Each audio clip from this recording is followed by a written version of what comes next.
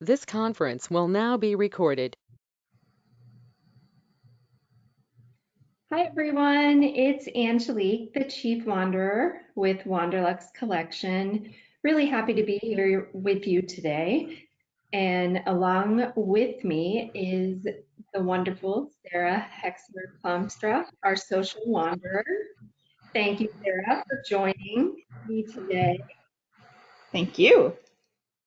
So, what we thought we'd do today is just talk a little bit about what Sarah does for Wanderlux Collection, kind of put her on the spot a little bit and ask her a few questions.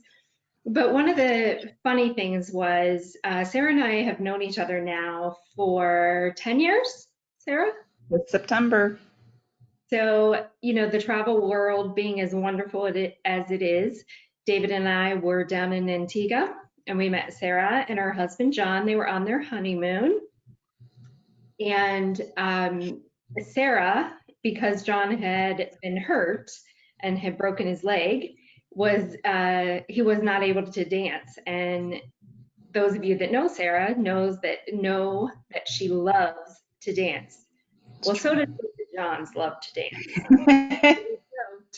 That he had asked me when he saw her just kind of dancing in her chair a little bit. He said, I'm going to go ask her to dance. And I said, go ahead. Who knew 10 years later we would still be friends, we'd both have our own business, and we'd be working together again. So we all know that travel brings us together more than it takes us apart. So with that, we're going to talk to Sarah a little bit about what she does for Wanderlux Collection.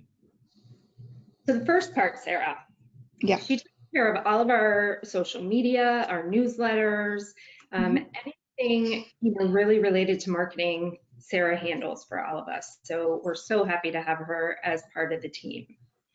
And I wanted Thrilled to be part of the team. Thank you. So what is the favorite part of what you do?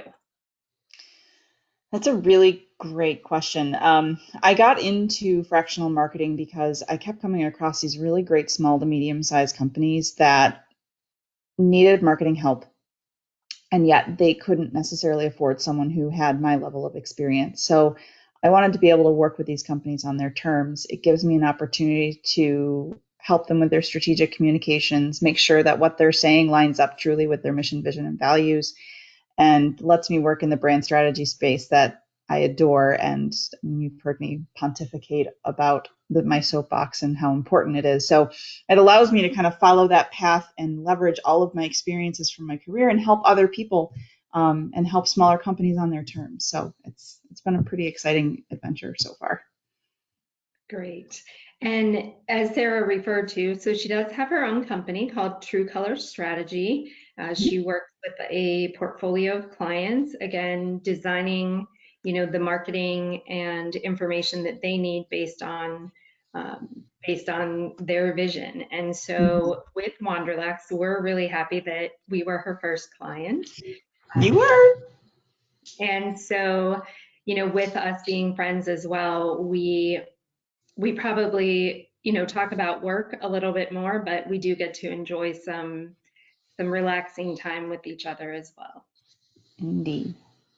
All right, so next question. Since you did not start out in the travel industry, what is one thing you learned, whether it be quirky, funny, unique, about the industry that you didn't know before? I have been blessed to be able to travel a lot in my life. Being an only child, my parents had the miles and we could really just go anywhere. So I've been able to see a lot of places and experience travel. What I had not experienced, however, and what I learned probably most interestingly at the ILTM that we went to last September for the ILTM North America, was just how robust and dynamic the back end of the travel industry is. I mean, you know about travel advisors and those types of things, and they're wonderful, but I didn't know about the consortiums and the hotel representation companies, which obviously is what you are, but just the vastness of the industry and how many opportunities there are to be able to be part of the industry. And it really was eye-opening to see that, as well as learn more about travel advisors and what they do and how important they are, and the nice little amenities that they can get you that you're not aware of, and how just easier they can make your life when you work with them. So honestly, it's been a plethora of things. It's hard to name just one thing that was most dynamic for me. Well, I think those of us that have been in the industry for a while, we love hearing that. And I think you're so right that so many people don't realize everything that goes on behind the scenes. Hmm. All right, now you get to see all of the wonderful photos and you get to follow along in our journeys as we are out wandering. So if you can, what would be the one property that, or, I can allow you to, that you would want to Oh, go, that's hard. you would want to go see and visit? So I hashtag roam from home a lot when I'm looking at all these photos and watching you on your trips. That's hard. As I said, I've been able to travel a lot, and as cliche as it may be, Paris is still one of my favorite cities. So looking at all the properties that Maison Albert has in the city, it would be such a great way to experience a city in a new way, not the traditional hotels and things that you stay in, and yet they're close to so much history and options for whatever you're looking for. But if I had to go somewhere, which that I haven't been, it would be the Maldives and Greece. I would say if it was for a family trip, I would choose Lily Beach in the Maldives. They seem to have a really cool kids family program, really family centered, and what a great way for the kids to experience a different part of the world, and yet all inclusive, and you can still have some hubby wife time if you need. So it seems like a really great option for family. If we were doing one of our famous couples trips, though, then I would go with all the Domes properties are so magnificent. Probably Domes of Olunda. When I look at all of those pictures, that one really resonates with me,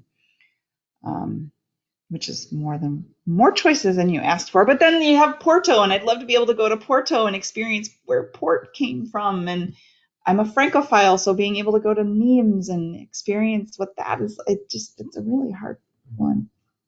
I know. Hopefully, I'll get to all of them, and then I won't have to choose. There you go. It's a very hard question. I'm fortunate enough that I have been to all of them, stayed at all of them. But again, that's part of Wanderlux collection. We don't have anybody join our collection unless we have seen it, experienced it. But they're all very, very special in their own unique way. We certainly love all of them. That's why they're part of our collection. But I And think, that's, yeah, sorry, not to interrupt you, but that's where, even if I didn't know you as a friend before, being able to work with your brand and how you've curated that collection and what that looks like, and the time and attention and care you've put into, like an art museum, curating this collection truly to match. There's so many need states that are answered for depending on what you're looking for within your travel and around the world, and yet small properties, intimate opportunity. It's such a great collection, that, and the way that you've built the brand, um, it's compelling. well, thank you. I really appreciate that. Yes. And that, has been my goal since day one, is to showcase those independently owned properties, get them more share of voice in the market, and properties that really have this soul and story to tell. Mhm. That certainly really important to me, and I know really important to all of the properties that Wanderlux Collection works with. Well, thank you so much, Sarah, for joining me today, for sharing a little bit about you and your Absolutely. work. If anybody is looking for a marketing person, check out True Color Strategy and my wonderful friend and colleague, Sarah.